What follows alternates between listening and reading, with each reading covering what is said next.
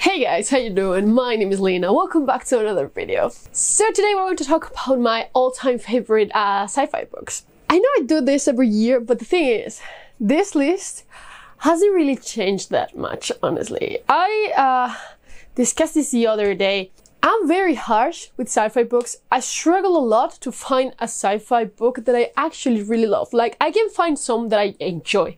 I enjoy almost all of them, but it's very hard to find something that I'm just like, okay, this is the fucking best thing I've ever read. Super difficult. Having said that, I have a new couple additions to last year's list. So let's just get started. Yes, I'm wearing my glasses in this one and in several other videos because I'm just blind as hell today. So these are kind of in an order, so let's just get started with the bottom one. This is Annihilation by Vandermeer. This is the bind-up of Area X, which don't read the entire trilogy. Just don't do that to yourself. The first book, it's great. It's fucking fantastic. If you like weird sci-fi, you're going to love it. The rest is just awful. So don't. But basically in Annihilation, you have this weird area that appears out of nowhere. It's kind of surrounded by force field, let's call it that. But the thing is, once you get inside, a lot of weird things are going on in there. Some teams never came back. Some teams came back like completely traumatized. It's weird. They are running some experiments, or they are sending now a group of 5 women or 4. I don't remember anymore.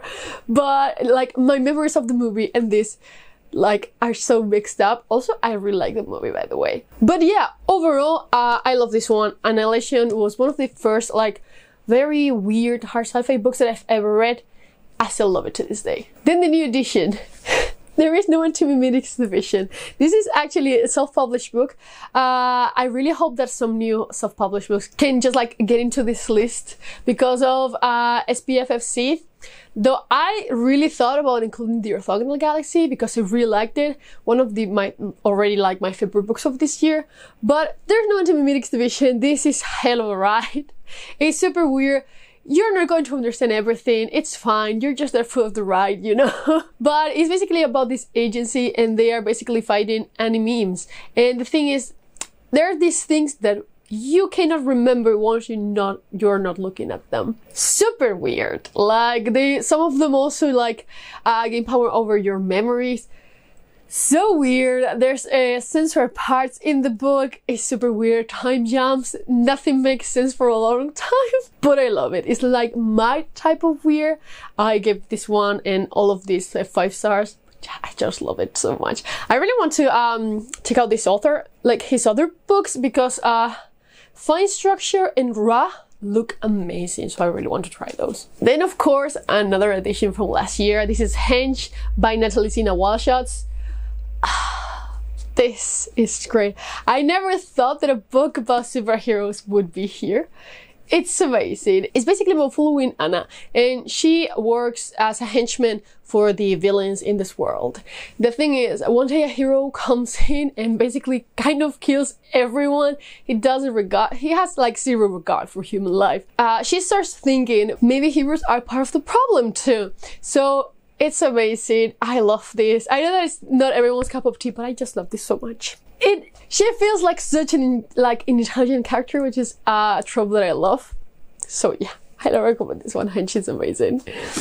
Also, now that season 3 of The Boys is coming out, probably a great time to read this. Then of course, a memory called Empire. I'm including here the whole duology, like both this and the other one. Fucking amazing. Love this one. A very political intrigue type of science fiction, which is something that I love. But basically you're going to follow an ambassador, and she is sent to the capital of Teixcalaan Empire to figure out what happened to her predecessor. Very weird. The second one is more of a first contact type of science fiction, if you're more into that. But oh my god, this is amazing. The relationship between the main 2 characters, I love it. It's fantastic. I highly recommend this series to anyone. It's amazing. It's amazing. I kind of want to reread it, honestly. Then another sci-fi series that will mess up your brain a lot. This is Machineries of Empire. This is book 1, 9 Fox Gambit by John Halley. Dude, This series, this trilogy, I have also read the short stories. Amazing. Like, it's so good, but it's so hard sci-fi. Honestly, some of the hard sci-fi that I read, I'm sometimes just like, it's not that hard, you know? Like, you can go past the scientific terms. But this shit, it's so complicated. And I love it. How can I explain this? I used to have like a great summary for this series. But basically you're going to follow Cherries. And the thing is, she is tasked with retrieving the Fortress of 1,000 Needles? Scatter needles from the hands of the enemy. And for that she's going to use the help of this legendary commander who has been dead for a long time. It's great. The premise sounds easy, but it is not.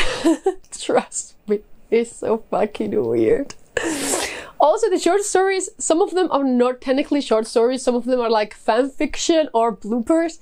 It's fantastic. Usually is so nice. Then we have Seveneves by Neil Stephenson. I love this book. I love it so much. I understand that a lot of people don't like this, especially because of the middle to last part. Don't care. I understand why it's there. I love it all the same. Though I have to say that, of course, my favorite part is the first one. Still, this is fucking fantastic. Like, I think this one is not too bad to start reading science fiction, honestly.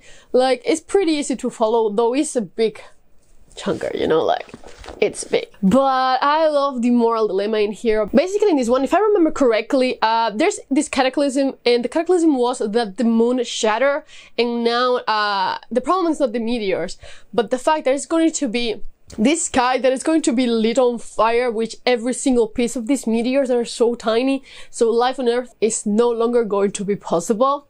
So they basically flee between all the nations, you know, they start a ship, and they basically start, they discuss how to start civilization again. It's amazing. The first part is fucking great. Honestly, I love it. Then another one, oh my god, I really need to continue with this author because I read a lot at first, but then I stopped. But this is Pandora's Star by Peter F. Hamilton. Peter F. Hamilton is such an incredible mind in science fiction. Like, his worlds are always so fucking complex. I love this duology alone because of the world building.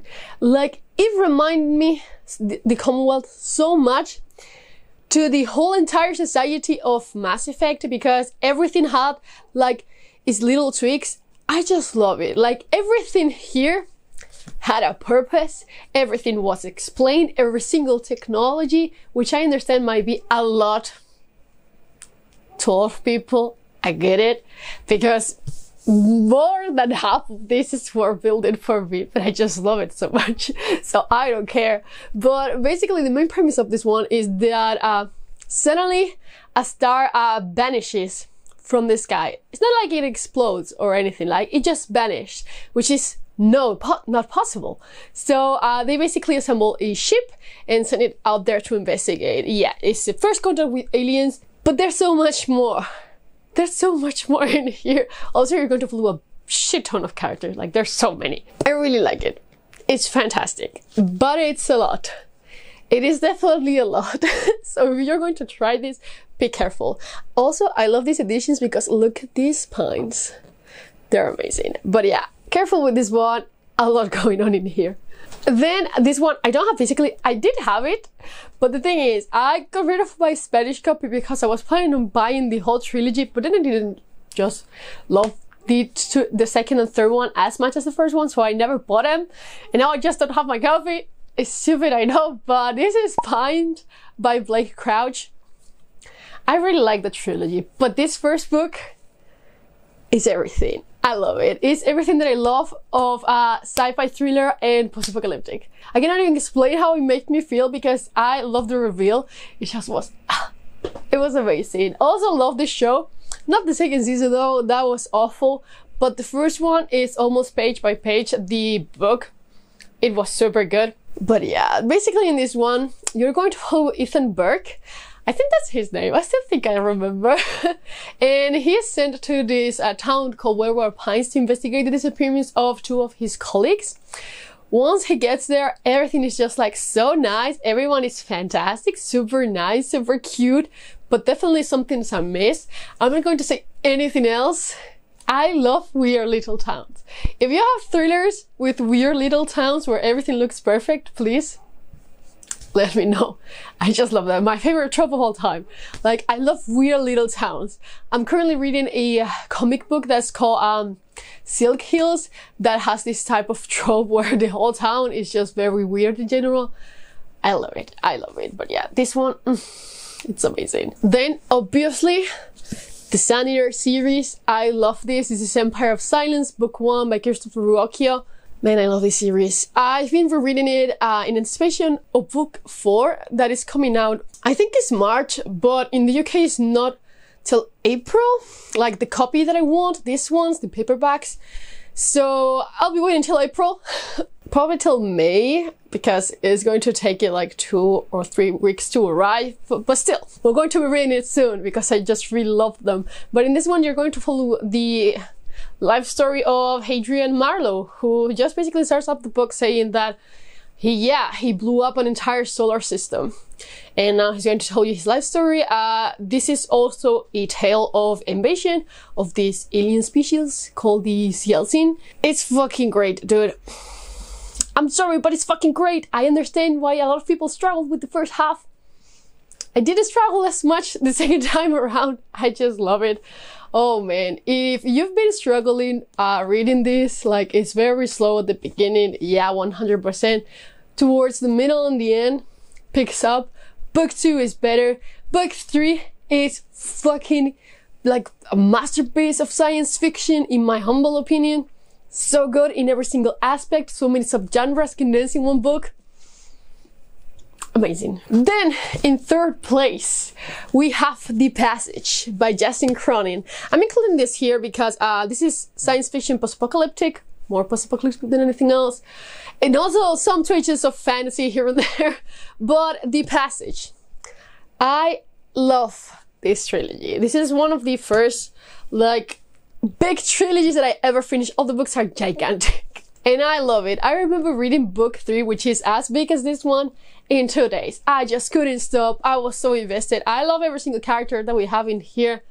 I love this series. I was obsessed with this for so long. You're going to follow a colony of survivors, and now the whole world is filled with feral vampires, like bad vampires, not like the ones you can talk to, no. Batshit vampires, like the ones in I Am Legend. That type of vampire is fucking frantic. I love this. Justin Cronin's writing is fucking superb. I love it so much. The prologue of this book is like 300 pages long and it takes place in our day. Love it. Love it. I have a similar feeling with this one as I have with The Queen of the Tyrlane. For some reason, they have the same like vibe for me, where you have like the modern world in the post-apocalyptic type of setting. But dude, I love this series. I highly recommend it. I know they are fucking gigantic. I know. But they are so good. The TV show,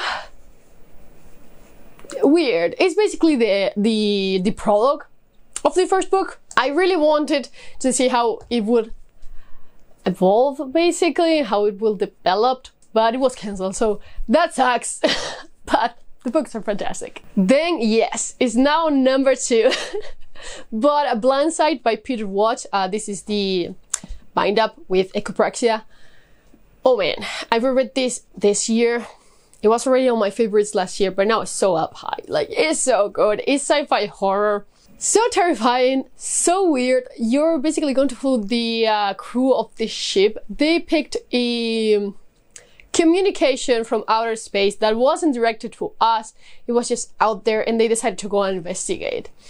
They find something really weird. There's also vampires in this book. Nothing like of importance, but it's just a weird touch that's in there. I fucking love this. One of the hardest science fiction that I have read. So weird, very philosophical. It makes no fucking sense sometimes, but you just go with the flow. Amazing. I love Blindsight. I cannot stop thinking about this because it's just so good. I wish we had like a film about Blindsight. Like, it would be so good. It's so fucking creepy. And of course, in number 1, just I cannot portray this. I'm sorry, but The Expanse, yes, by James S. A. Corey. I still love this. The show is already over, but I still love both. Like, it's one of those cases where both are equally as good separated as they are in a common link. It's so good. Both the 9-book series and the 6 seasons TV show. It's just so good. It's the best space opera I've ever read. I do have to say that it focused more, this is book 2 by the way, because it's my favorite one, that's why I'm holding it instead of Leviathan Wakes. But it's weird because it's more focused on the politics between humans and all the different like human factions than it is on the aliens, which I think that some people are very turned off by that. But I love it because political intrigue, you know, favorite trope of all time. But yeah, I just cannot help it. I love the fucking Expanse. Yes, it's so good. And today when I'm recording this, the the short story collection just came out.